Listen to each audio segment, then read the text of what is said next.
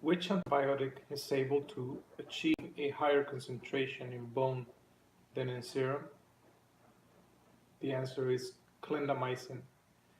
Clindamycin is uh, very useful for treating bone infections such as osteomyelitis. The question might have if the question is the same but substituted with gingival fluid instead of bone, then the answer would be tetracycline. Because tetracycline uh, reaches a higher concentration in the gingival fluid. Tetracycline, next question. Tetracycline reduces the effectiveness of concomitantly administered penicillin by, um, and the answer in this question is none of the above. It gives different options, and none of the options that it gives is right. The question the uh,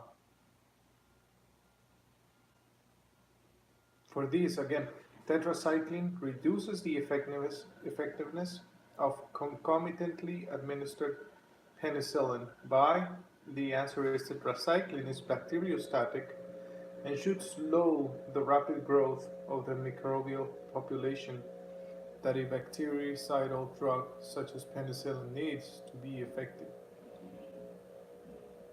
Again, tetracycline is bacteriostatic and would slow the rapid growth of the microbial population that a bactericidal drug such as penicillin needs to be effective. Since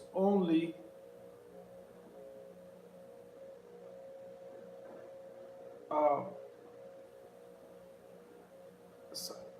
only when rapidly dividing are the cells making cell walls. Oh, since only the rapidly dividing are the cells making cell walls. So tetracycline is bacteriostatic and would slow the rapid growth of the microbial population that a bactericidal drug such as penicillin need to be effective.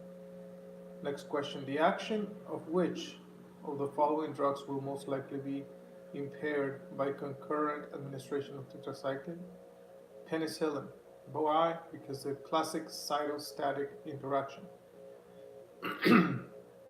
And this is a question we have seen before, and it's just worded differently.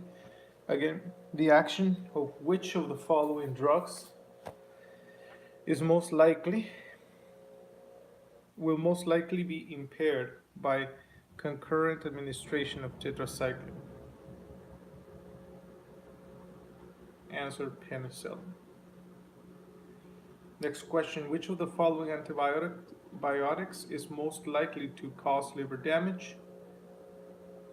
The options are streptomycin, penicillin, tetracycline, cephalosporin, and amphotericin B.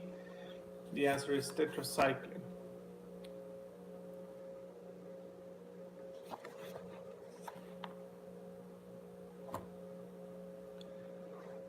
So,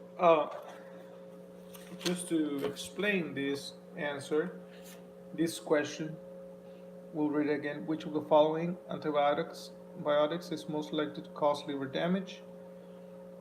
Options: streptomycin, penicillin G, tetracyclines, cephalosporin, amphotericin B. So if we see the tetracycline and the streptomycin, we can see, it is tetracycline. We'll see streptomycin can damage the nerve 8,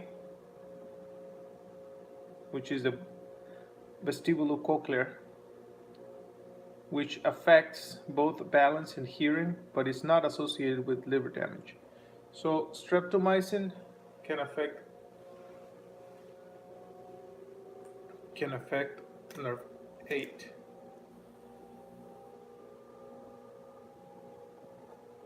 Cranial nerve 8. Okay, which can affect the balance and the hearing, but it's not associated with liver damage. Next, penicillin G. Penicillin G, remember, that is a penicillin that is affected on the gut, so GI. tract, so gastrointestinal tract, and so it's not a medication that will be used uh, orally. It can be given uh, trans in a injection kind of uh, like in an injection. It can be given, but not orally. So other than allergic reactions, penicillins are extremely safe with no effect on the liver. Now, D is cephalosporins. Cephalosporins, remember that cephalosporins make pores on the walls. So the cephalosporins are chemically related to the penicillins and, and share their relatively non-toxic nature, cephalosporins. Now, E, amphotericin B. Amphotericin B is an antifungal agent that produces such adverse side effects as nephrotoxicity and hypokalemia, but not liver toxicity.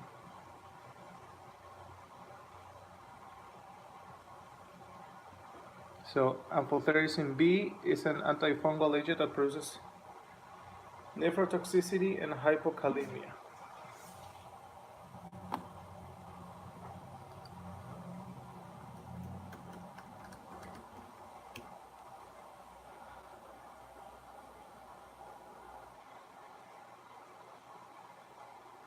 So C is the correct answer. Tetracycline has been shown to be hepatotoxic following high doses in pregnant patients with a history of renal disease.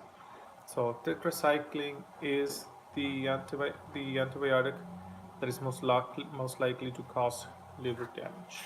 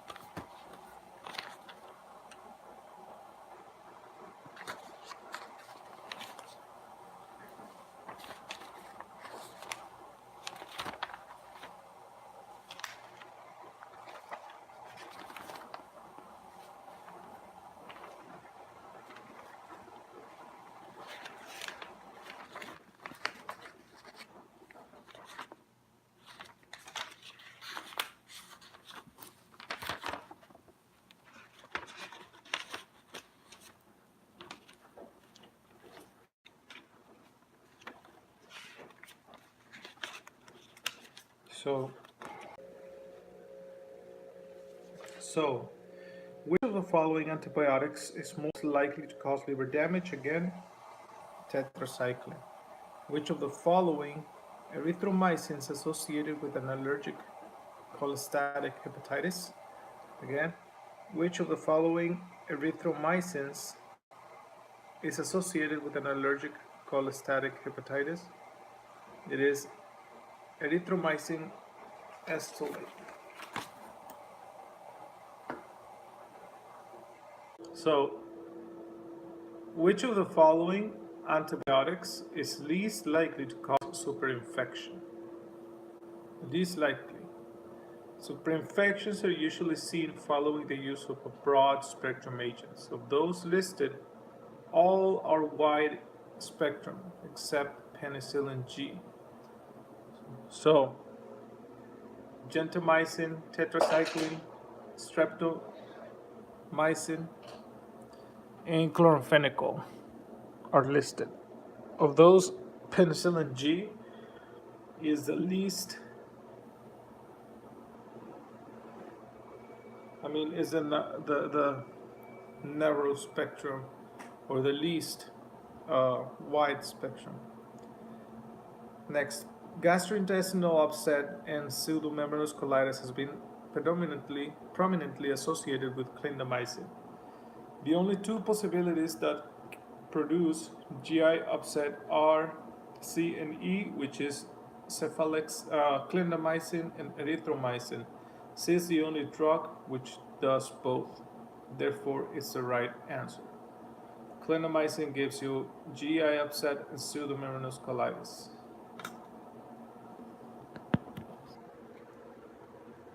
Clindamycin is is classified as an antibiotic, anti-ribosomal, anti-50S ribosomal subunit.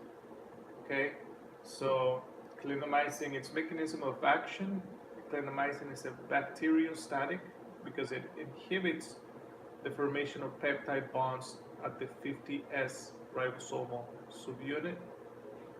Tetracycline, remember that is the same, it works very similar, but tetracycline works in the 30S ribosomal subunit, and tetracycline is also an uh,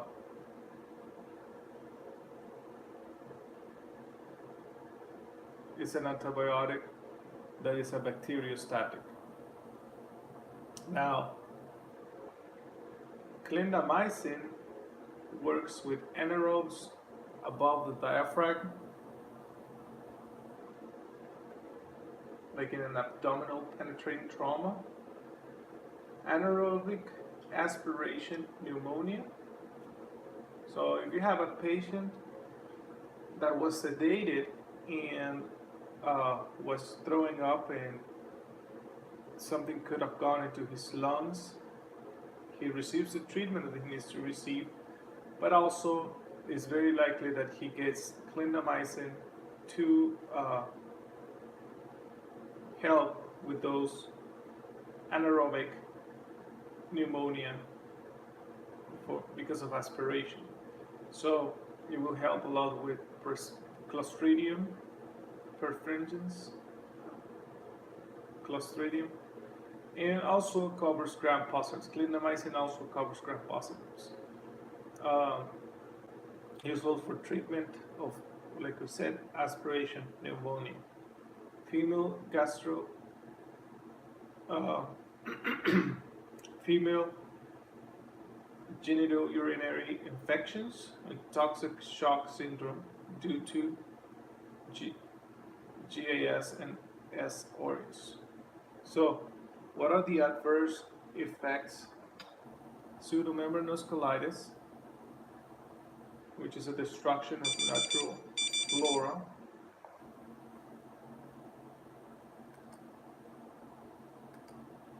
Which is a destruction of natural flora, which results in an overgrowth of Clostridium difficile. Okay, so there's an overgrowth of Clostridium difficile with clindamycin. So clindamycin use is the classic cause of pseudomembranous colitis, although most cases are now due to penicillin family drugs. Again, clindamycin use is the classic cause of pseudomembranous colitis, although most cases now are due to penicillin family drugs.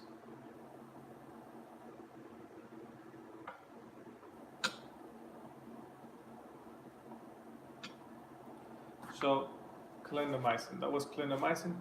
Next, and the question was gastrointestinal upset and pseudomembranous colitis has been prominently associated with clindamycin. Why? Because it Clostridium difficile.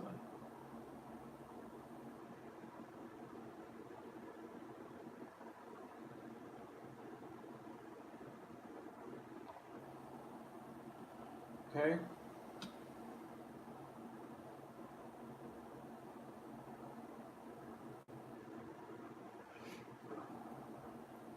Next question, symptoms that may be characterized as allergic manifestations during penicillin therapy are, the answer is dermatitis, stomatitis, bronchoconstriction, and cardiovascular collapse. Symptoms that may be characterized as allergic manifestations during penicillin therapy include dermatitis, stomatitis, bronchoconstriction, and cardiovascular collapse. So the next question says, aplastic anemia is a serious toxic effect that occurs particularly after a course of treatment with which of the following antibiotics? And I think without seeing answers, I think the answer would be chloramphenicol. Chloramphenicol, yes. Now, since we're studying aplastic anemia, there is also, if you have prilocaine in the local anesthetics, if you have prilocaine, you'll also see an aplastic anemia or something. I don't remember exactly if it's aplastic anemia. Uh,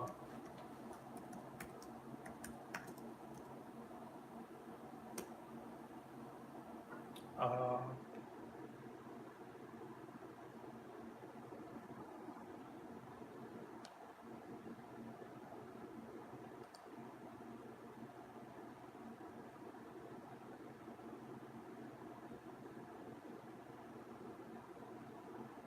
Prilocaine, I think methemoglobinemia, actually. But okay, so we're talking about aplastic anemia, which is a serious toxic effect that occurs particularly after a course of treatment with which of the following antibiotics? Chloramphenicol. That was the answer, chloramphenicol. Now, let's see a little bit more about chloramphenicol.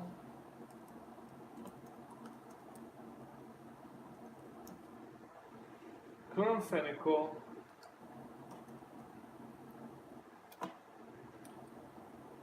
in Med Bullets says that it is a anti-ribosomal and in the anti-50S ribosomal subunit, just like clindamycin.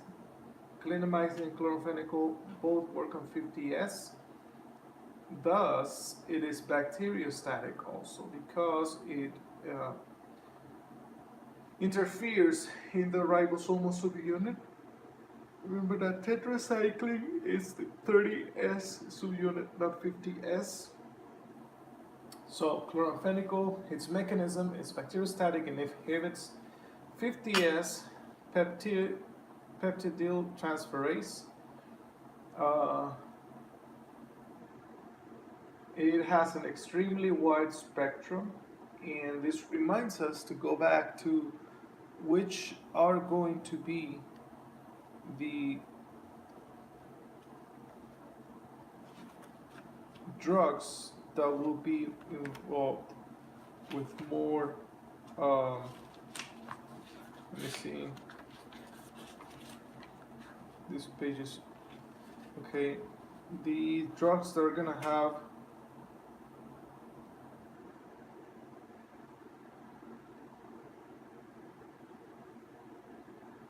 more that will cause more chances of superinfections.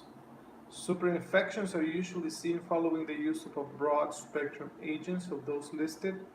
All are wide spectrum agents except penicillin G, but you have chloramphenicol, streptomycin, tetracycline, and gentamicin. So, chloramphenicol is a wide spectrum antibiotic. So the adverse effects are going to be, of course, superinfections, but also you will have other severe side effects. That is why it should be used only when there is no alternative. First of them, anemia. The anemia will be dose dependent and will be reversible. But there will also be aplastic anemia. Plastic anemia, it's also dose dependent, but there is a destruction of the bone marrow, and this is a reversible destruction of bone marrow. It can be fatal and is extremely rare. Chloramphenicol, aplastic anemia. So, if it's used on pregnancy, you'll have a condition called gray baby syndrome, in which premature infants lack liver, UDP, glucuronil transferase. This causes an accumulation in the blood, which causes toxicity, cyanosis. So, chloramphenicol accumulates in the blood, causing toxicity, and this toxicity causes cyanosis. That's why the babies are gray. Now, chloramphenicol does have an excellent central nervous system penetration. Okay, so chloramphenicol. So, just to go over the question again. Um, the question was, aplastic anemia is a serious toxic effect that occurs particularly after a course of treatment with which of the following antibiotics? Chloramphenicol. And just as a reminder, chloramphenicol can also cause anemia, which is the regular anemia, and gray baby syndrome.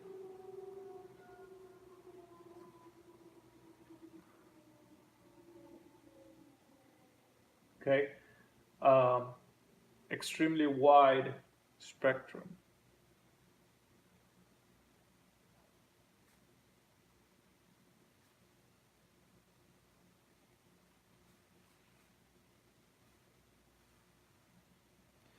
Remember that aplastic anemia is irreversible.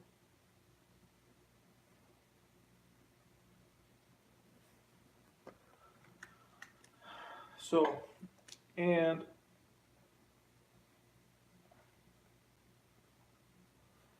you have chloramphenicol action on the 50S subunit of the peptidyl transferase. So the bacteria cannot create peptides needed to live.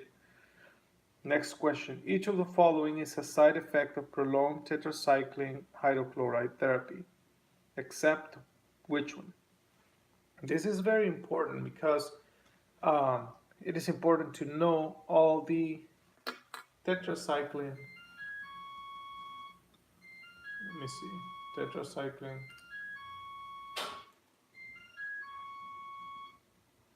How do I? Okay.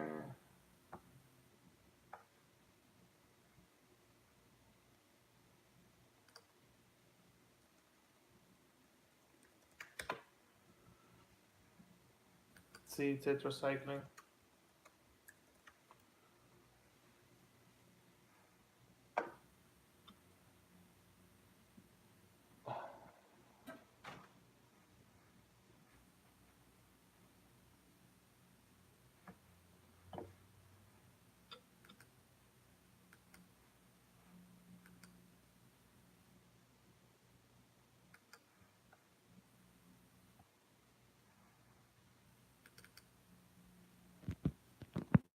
Remember, the tetracycline is very important because, first of all, well, I'm gonna go by memory through some of the things of tetracycline. First of all, it has the highest concentration that you will see in the clavicular fluid. It can cause superinfections because it's very wide spectrum. It attacks the 30S subunit of the ribosomal the ribosomal subunit. So it is a bacteriostatic. It cannot let the bacteria form peptides for the creation of their needed proteins. So you have a family of tetracycline, doxycycline, minocycline, and demeclocycline.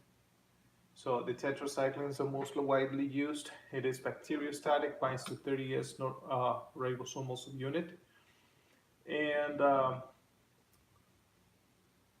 it has poor central nervous system penetration.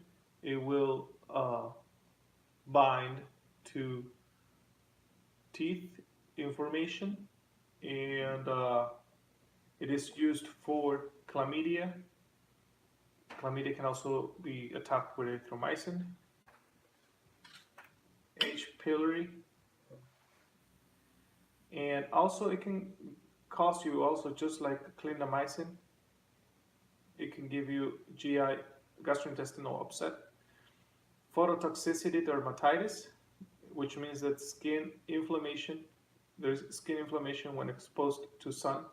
So phototoxic dermatitis for tetracycline. There is nephrotoxicity. So tetracycline is contraindicated in patients with renal failure. There is hepatotoxicity. Um, what I was talking about, the teeth, is because there is a chelation to calcium. So there is loss of bone growth in children in discolored teeth. And doxycycline is fecally eliminated. So the question says, which of the following is a side effect of prolonged tetracycline hydrochloride? Each of the following is a side effect of prolonged tetracycline hydrochloride therapy except one. Superinfection, yes, because it's a very wide spectrum antibiotic. Photosensitivity, yes, because remember that there is phototoxic dermatitis. Phototoxic dermatitis. Yes, because there is calcium chelation.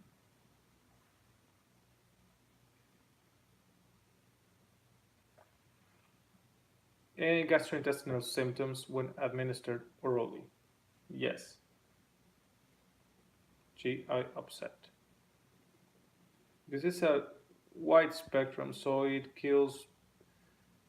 messes up the normal gastrointestinal gut, the gut flora. Okay. So the only option here asking, which means that all of them are true except one, and is vestibular disturbances. It does not mess up with the vestibule. Remember that the vestibular disturbances will be seen with which medication? We just saw it, and that would be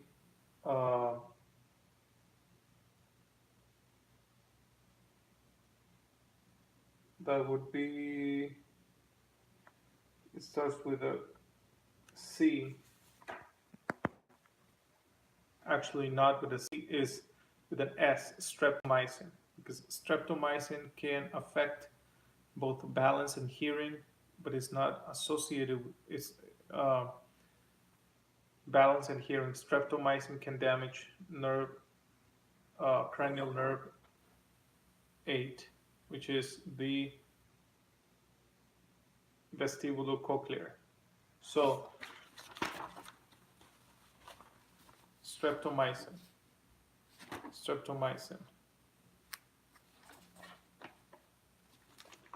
in this question, we are being asked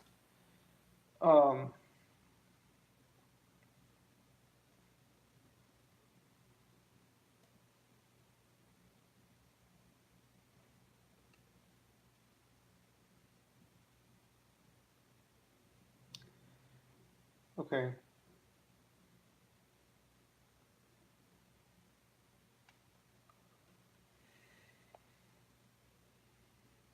Okay. Vestibular disturbances, streptomycin.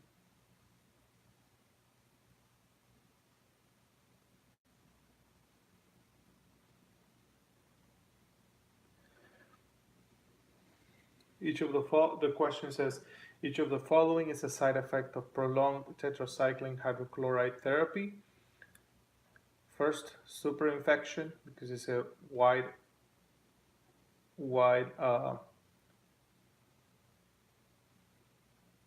range antibiotic. Superinfection. Photosensitivity, yes, tetracycline causes phototoxic dermatitis. Discoloration of newly formed teeth, yes, because it has chelation to calcium. tetracycline. And the third one is GI upset. Yes, it has gastrointestinal syndromes when administered orally. The only question that is not the only answer that it does not apply to tetracycline is vestibular disturbances. It does apply, however, if the antibiotic in question was streptomycin, because streptomycin has vestibular disturbances. Now, streptomycin, we're going to see streptomycin just to see it. The streptomycin is a aminoglycoside, and it's similar to tetracycline in the fact that it's an anti-30S ribosomal subunit. Aminoglycosides include gentamicin, neomycin, and streptomycin, and they accumulate inside the bacteria via the O2 dependent uptake. So it cannot be used against anaerobes. So think about amine O2 glycoside, oxygen, aminoglycoside, oxygen, aminoglycoside, and streptomycin. It causes nephrotoxicity, ototoxicity.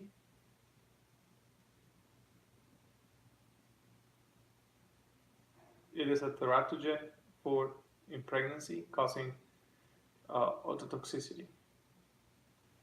And it's a neuromuscular block in very high doses. And this is something we're going to see later, which is very, very interesting. But it is important to know that streptomycin is an aminoglycoside,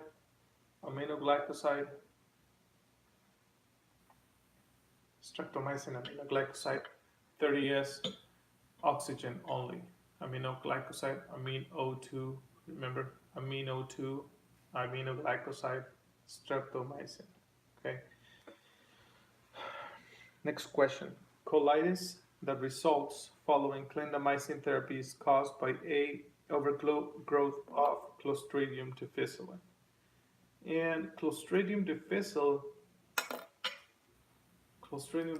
is very easy to remember, very important, because it produces two toxins that bind to intestinal mucosal cells, and they form heat-resistant spores. Clostridium, remember, is a spore, okay? Anaerobic gram-positive rod, okay? And just like all Clostridiums,